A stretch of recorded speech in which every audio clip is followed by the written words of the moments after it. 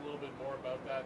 And are you announcing a plan for this week? Yeah, I'll be announcing. Kick in I'll be announcing probably Tuesday or Wednesday at a news conference reciprocal tariffs, and very simply, it's if they charge us, we charge them.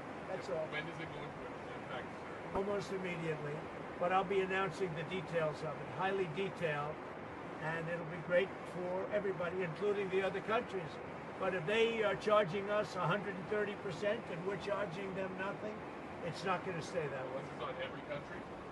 Every country will be reciprocal, that's right. Mr. President, can you confirm that It won't affect everybody because there's somewhere we have similar tariffs. But the ones that are taking advantage of the United States, we're going to have it's reciprocity, it's reciprocal.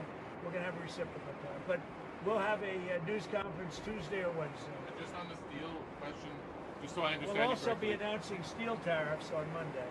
On this, tomorrow? Monday, yeah, tomorrow. What countries will those go on? Everybody, steel. Including Canada, Mexico, Yeah, United States? any steel coming into the United States is going to have a 25% tariff. What about aluminum, sir? Aluminum too. 10%? No, 25%. 25 for aluminum. 25 for both. For both. And on steel, sir, are you ruling out then Nippon Steel having a 51% stake or higher? They won't have a majority stake? Nobody can have a majority stake for U.S. Steel. They can for other companies, but not for U.S. Steel. I think you agree with that, right? U.S. Steel was one of our great companies, and through a lot of stupidity and bad government and also bad management of the company, it lost that luster. But it's going to gain it back, and tariffs are going to help. Tariffs are going to make it very successful again. And I think it is good management now, too. Yeah. Sorry, sir. May I ask one, please? Can you tell me, can you confirm that you'll be meeting with MBS and CC of Egypt soon? Will that be at the White House? Or Well, I'll be meeting with all of them numerous times, by the way, but I'll be meeting with all of them. And yeah, I think that it's a big mistake to allow people, the Palestinians or the people living in Gaza, to go back yet another time. And we don't want Hamas going back. And think of it as a big real estate site. And the United States is going to own it and will slowly, very slowly, we're in no rush, develop it. We're going to bring stability to the Middle East, to a totally war-torn part of the Middle East. A part of the Middle East that has caused tremendous problem, the Gaza Strip. And we'll own it. It's totally demolished right now. It's a demolition site. It'll be reclaimed. It'll be leveled out, fixed up. There won't be anybody there. Hamas won't be there. We'll be building through other of the very rich countries in the Middle East. They'll be building some beautiful sites for the people, for the Palestinians to live in. They'll be living in harmony and peace probably for the first time in hundreds of years. And just to clarify, I know you don't want to tell us about your conversation with President Putin, but can you clarify whether you had that since you've been in office, or whether it happened before you became president? I've had it. Let's just say I've had it.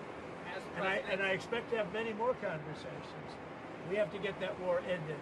It's going to end, and we have to get it ended. And we have to get it ended. So should have never happened, would have never happened if I was president. Mr. President, a couple of years ago, your vice president said that suggested that if the Supreme Court rules in a way you don't like, just let them enforce it. Do you agree with that?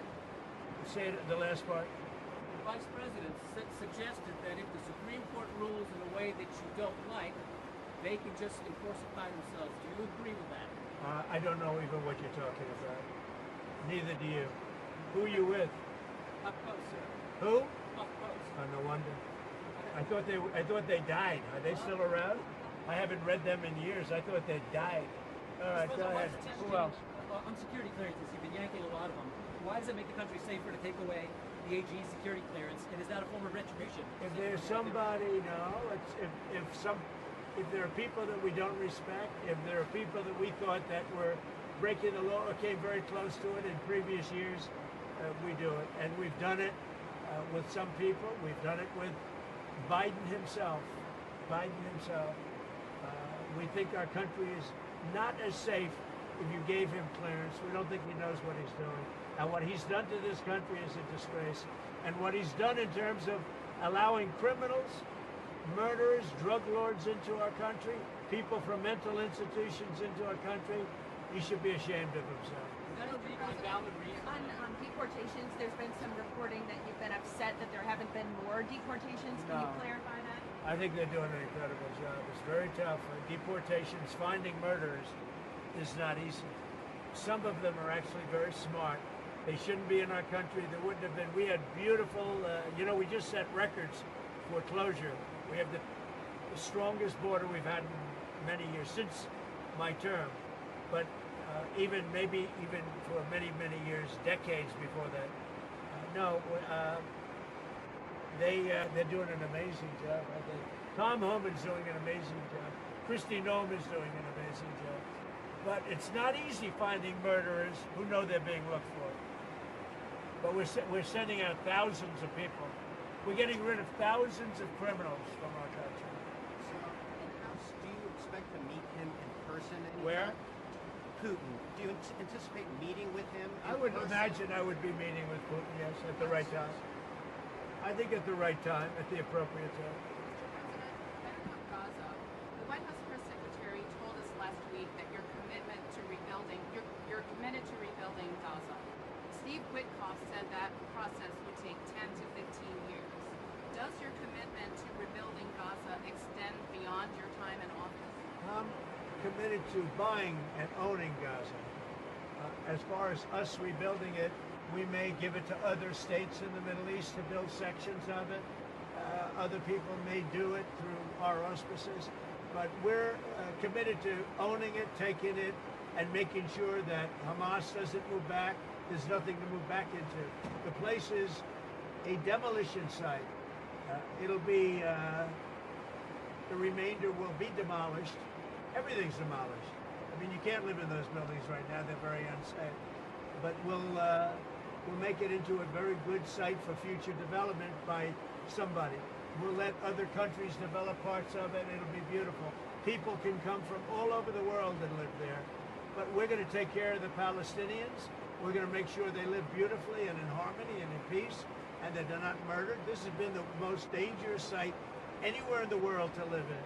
Hamas has been a disaster. And by the way, I have to tell you that I watched the hostages come back today, and they look like Holocaust survivors. They were in horrible condition. They were emaciated. It looked like many years ago, the Holocaust survivors. And I don't know how much longer we can take that. When I watch that, I know we have a deal where we're supposed to they dribble in and keep dribbling in, but they are in really bad shape. They have been treated brutally, horribly. Even the ones that came out earlier, they were in a little bit better shape, but mentally they were treated so badly. Who could take that? At some point, we're going to lose our patience. When I see that scene that I saw today with people coming out of helicopters and airplanes that are emaciated, that look like they haven't had a meal in a month, no reason for that. And I don't know how much longer we can take it. Do you want to recast? I don't know how long we can take it. When I watch people that were healthy people a reasonably short number of years ago, and you look at them today, they look like they've aged 25 years. They literally look like the old pictures of Holocaust survivors. The same thing. I mean, the same thing. And I don't know how long we're going to take that. Mr. President, have you gotten some advancement in your proposals for some of the Gulf or Arab nations to take some of the Palestinian people? And if Yeah. not, what do you think the reason is for their hesitance? Is there some very honest reason that they haven't told you privately, or that you think why they're hesitant to take the Palestinian people? Why are they hesitant to take them? Because they never spoke to me. They spoke to other people. They didn't speak to me. When they speak to me, they're going to take them. Is it because they think that you would not allow them to return to Gaza? Is that part of it? They don't want to return to Gaza. If we could give them a home in a safer area, the only reason they're talking about returning to Gaza is they don't have an alternative. When they have an alternative, they don't want to return to Gaza. If they had a home that was safe, where you don't have Hamas threatening them, killing them, torturing them, they'd rather not return to Gaza. But right now, Gaza is the only alternative. As far as the other regions, The only reason they maybe don't act enthusiastic is they haven't talked to me. They talk to other people, but not to me. When they talk to me, they'll be enthusiastic. And on spending, you found some maybe questionable expenditures, or Elon Musk has Not found them? some questionable. The whole country looks like it's a fraud. It's fraud, waste, abuse, but it's a tremendous fraud. And what Elon and his group of geniuses have found is unbelievable. It's unbelievable. And that's just in U.S. AID. Soon we're going into education. You'll find the same thing but bigger. Soon we're going into the military, and you're going to find a lot of bad things happening there. You'll find it because our government has not functioned properly for many, many years, and we're going to make it function properly. We're even looking at treasuries. There could be a problem. You've been reading about that with treasuries. And that could be an interesting problem because it could be that a lot of those things don't count. In other words, that some of that stuff that we're finding is very fraudulent. Therefore, maybe we have less debt than we thought of. Think of that. So a lot of things are happening, but Elon's doing an excellent job. We started with 12 guys with high IQs, and now we have 100 guys with very high IQs. Do you think Congress has failed to do their oversight, or do you think Yeah. your first administrations of your cabinet agencies? I think failed to do their everybody part? failed. I think everybody And failed. I just why does Elon's financial disclosure remain secret? Because nobody's looking at that. We're looking at all the corruption that's taken place. I mean, his financial disclosure is largely the number of shares that he's got in very public companies, and that's not secret at all. If you read that, you'll see a lot. I mean, he talks about his whole thing. I read one where it really gave a very good history of him, but basically it's a number of shares times a certain stock price. So why is that not public? It is public. All you have to do is read it. So on USAID, sir, what is kind of like the message to countries that depend on humanitarian aid distributed through USAID? What is your message to those countries? The ones that have been, the few that have been legitimate in terms of getting legitimate money, will probably put it through the State Department. It'll be handled by Marco Rubio, highly respected man, Secretary of State. There's no reason for USAID, when you look at the politicians that have been in there sucking the blood out of it, when you look at all of the fake deals, I mean, look, all you have to do is get a list of all of the things you can see by the heading. It's fake, it's fraudulent, it's probably kickbacks, where they send the money and then it gets kicked back to the person that sent it. So the ones that are good, and there are not many of them, but the ones that are good, and there are some, will probably have that be handled by Marco Rubio in the State Department. Will they take on some of the USAID workers? They could, if they like. Mr. President, another Will it still be called USAID, Mr. President, or will it not? I don't know that it's going to exist. Why would you need it? The State Department can take care of Do it. you think the amount of spending on foreign aid will decrease also, or just the number of employees? It should decrease, yeah.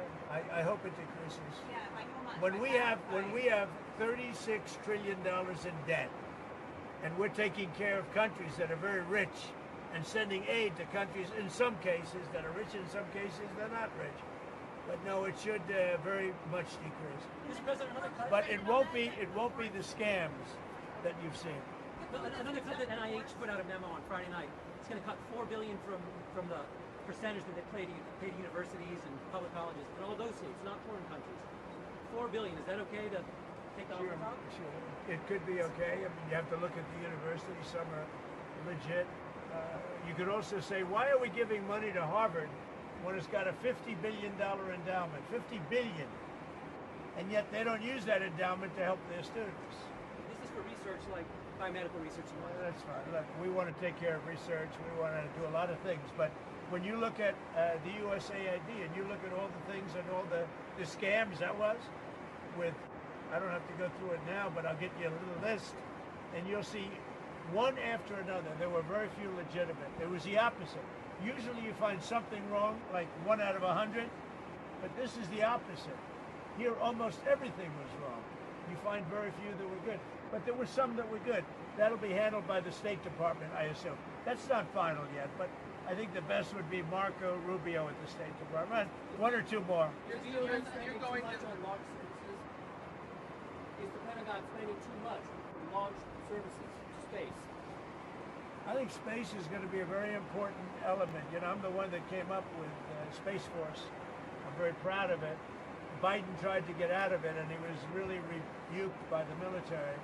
I think space is going to be one of the most important things we do. It's going to be all about space, especially defense. So space is very important. You're going. Would you accept Palestinian refugees into the United States since you're looking to other countries? I'd have to look. I think it's a very far distance for them to travel, but I'd have to look at individual cases. But I do think that coming into the United States, we're taking a lot of people, but coming into the United States, it's a long way for them to travel. They're far away from their families and their friends and everything else.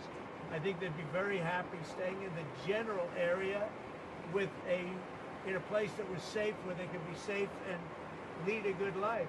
They don't want to go back to Gaza. As I said, I've said it a lot. They only go back because they have no alternative. They don't want to go back to Gaza. So we'll see. We hope that we'll be helped by Egypt. We hope that we'll be helped by Jordan. We hope that we'll be helped by other countries. We hope that some of the, like Saudi Arabia and others, can spend some money on it. They have tremendous amounts of money, and they'll spend some money on making people comfortable and safe. One question about the Super Bowl. You're going to the game. One of the big things that you've done so far in office is cracking down on DEI. I saw that the NFL commissioner said, I think this week, that they're happy with their diversity program. What's your take on that? Would you like to see any changes there? I don't know what the diversity program is. To be honest, I know Roger very well. I'd have to look at what he said he's happy with. He was happy also with the flag and a lot of other things that didn't work out too well. We'll have to see what he was happy with. But right now, that's, you know what the law is. The law is the law, and it changed, and it's been backed up by the U.S. Supreme Court. But we'll see. There are a lot of interesting things going on right now. I'll tell you what, there's a light over the United States. People are happy. They're more confident. The approval ratings for this country have gone through the sky. More than at any time we've had approval ratings that there's never been anything like it. We've never seen 49 points up. 49 points up. And I think there's a light actually long beyond this country, all over the world. I've been called by other leaders. They said, sir, there's a light over our country right now. There's a light over the world. We got rid of a horrible and totally inept administration, an administration where the president wouldn't even go and do a Super Bowl interview. For 4 years, I mean, he didn't do a Super Bowl interview. I did. You'll see it in about 1 or 2 hours. One more on the refs. Do you have an opinion, sir, on whether the referees have been throwing the games to the Chiefs all season? I don't believe that, no. Why do you want to be chairman of the Kennedy Center Board? Well, I think you're going to have a great game. It's two great teams. I don't know. Who knows who's going to win?